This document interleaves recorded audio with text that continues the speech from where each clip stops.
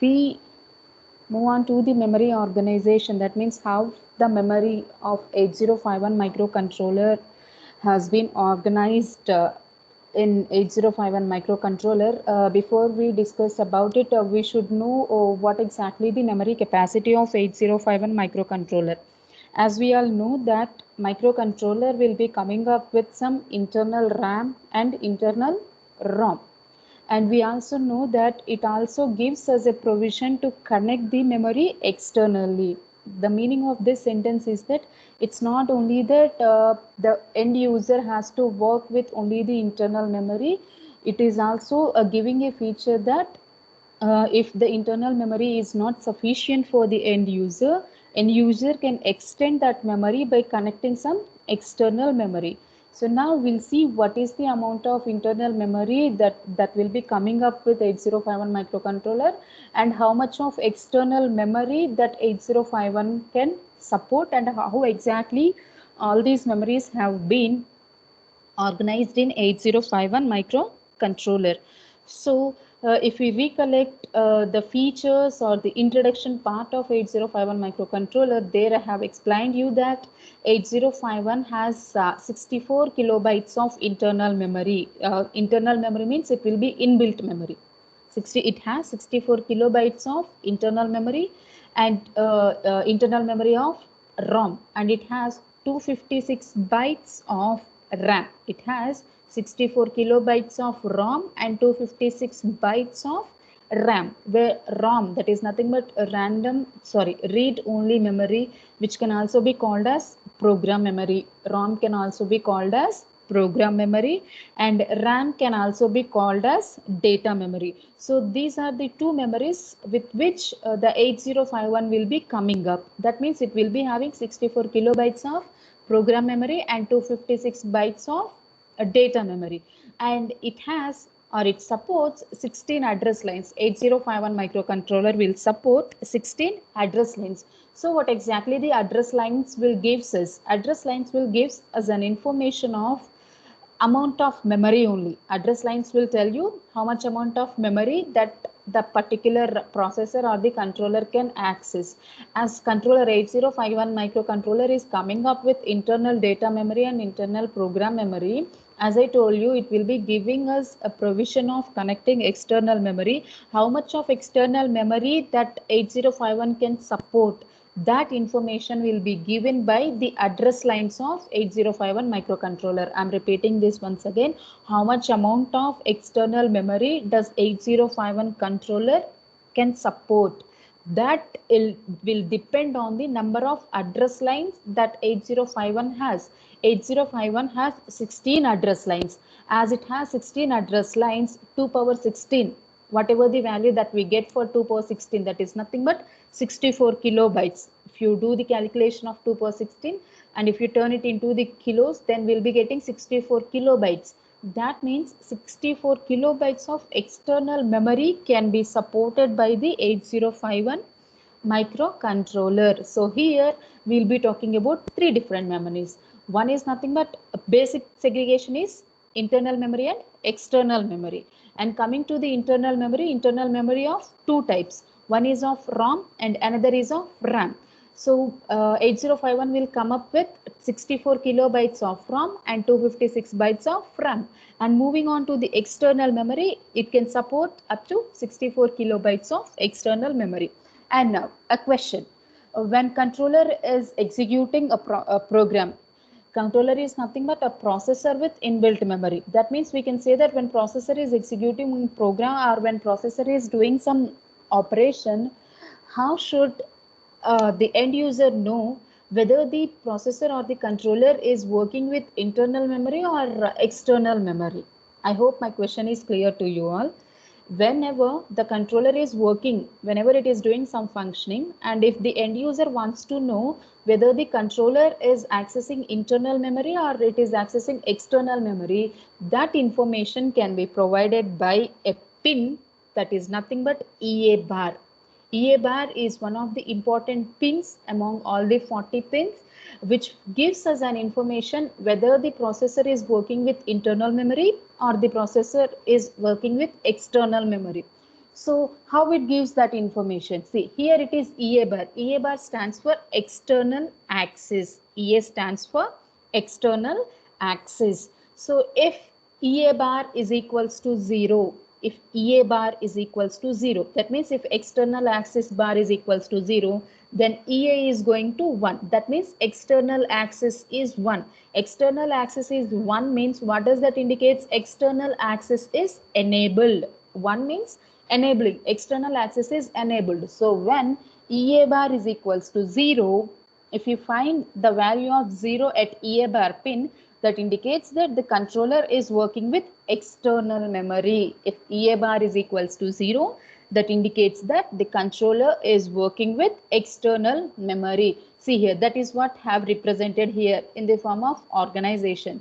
So it can support 64 kilobytes of external memory. So if you represent the 64 kilobytes in hexadecimal, the lower value will always be a 0. For any memory location, when we are starting to know about the memory location, its least address value will be 000H, and 64 kilobytes, 64 kilo. When you turn this 64,000 into hexadecimal, then you will be getting FFFF. So if you turn 64 kilobytes into the what we call hexadecimal, then its representation will be 4Fs. So starting with 4 zeros to 4Fs, this will be the complete external memory. So if EA bar is equals to 0, then that indicates that processor is accessing the external memory, and that external memory starting address value will be 4 zeros and ending address value will be 4Fs. Both were represented in hexadecimal. This is the case if EA bar is equals to 0. What if EA bar is equals to 1? External axis bar is equals to 1. When external axis bar is equals to 1, then external axis will be 0. Then external axis will be 0. So in this case, what the controller will do? So whenever EA bar is equals to 1, that 1 gives us an information that initially the controller will be working with internal memory. Initially the controller will be working with internal memory, but it has an internal memory of 64 kilobytes. It has an internal memory of 64 kilobytes. And if that entire memory space is over and still if it needs some memory, then it will be moving on to the access of external memory. Or in a simple sentence, here we can conclude that if EA bar is equals to 1, then controller will access both the internal memory as well as external memory. If EA bar is equals to 1, then it will be accessing first internal memory and then it will access the external memory. See here, this will be the internal memory and this will be the external memory. So whenever EA bar is equals to 1, the processor will be that means the end user can understand that controller is working with both internal memory and external memory. So that is about the internal memory and external memory organization of 8051 microcontroller. We have seen about this internal memory and external memory. Then what about this 256 bytes of internal RAM? 256 bytes of internal RAM. That is nothing but 8051 will be coming up with 256 bytes of data memory. RAM is also known as a data memory. See here, how is it organized? This 256 byte of data memory, it has been divided into two parts. 256 bytes of data memory, it has been divided into two parts. Lower 128 bytes and higher 128 bytes. I'm repeating, total 256 bytes of data memory will be coming up with 8051 microcontroller. And that data memory, that internal data memory, it has been divided into two parts. That means you just divide 256 by 2, we'll be getting 128. So those two parts, one part will occupy the lower 128 bytes and another part will occupy the higher 128 bytes. So in that way, the data memory of 8051, internal data memory of 8051 has been divided into two parts. Then what exactly the lower 128 bytes represent and the higher 128 bytes represent? Lower 128 bytes, here you can see, this will be the 00 to 7F. This will be the lower 128 bytes. And this is a rough structure. This is what the clear structure, starting with 00 to 7F. Lower 128 means starting with 00 to 7F. Higher 128 bits means what will be their memory location means that will be from 80 to FFH. I'm repeating it once again. Lower 128 bytes will store in a memory location whose address will be starting with 00 and closing with 7F. Lower 128 bytes will have a memory location of 00 to 7F, and higher 128 bytes will have a memory location of 80 to FFH. So lower 128 00 to 7F, higher 128 80 to FF. This is the memory location that has been meant for the lower 128 bytes and higher 128 bytes of internal data memory. And this lower 128 bytes, you can see that here, lower 128 bytes, if you see, it is storing bank 0, bank 1, bank 2, bank 3. What are all these banks? While I'm explaining the register organization, have told you that there are 8 registers which are named as R0 to R7, and these R0 to R7, they have been segregated into 4 memory banks. That means 8051 has 4 register banks, where each register bank will have R0 to R7 registers. R0 to R7 registers.